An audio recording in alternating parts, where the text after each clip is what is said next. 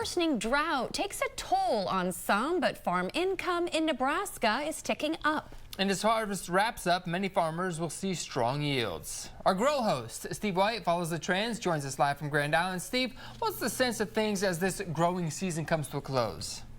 Yeah, Dave, it is a bit complicated. Despite drought, production is strong, and economists say farm income is rising. But the cost of raising that crop is also up, and many need moisture as they set their sights on next year.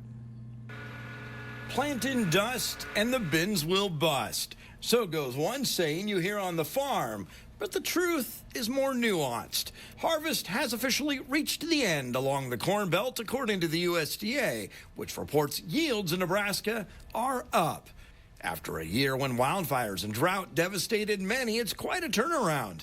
And the state ag director says modern genetics and precision technology deserve credit. You know, our crops are actually a pretty good average yield for corn and soybeans.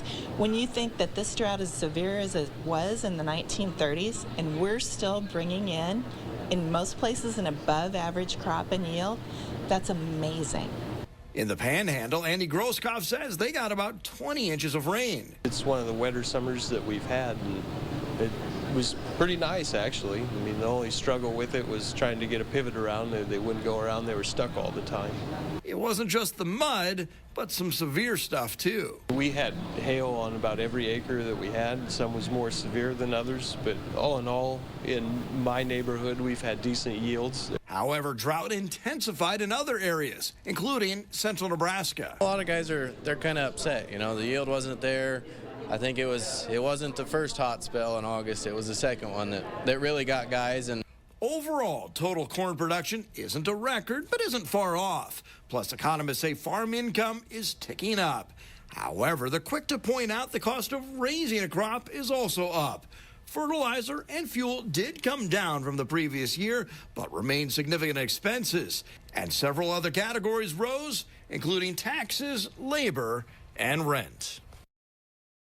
Now, among some of the bright spots given the economic uncertainty, the livestock sector, things certainly look there, but economists say production costs, those remain high. The overall economic picture, they say, is headed back closer to something they would consider average.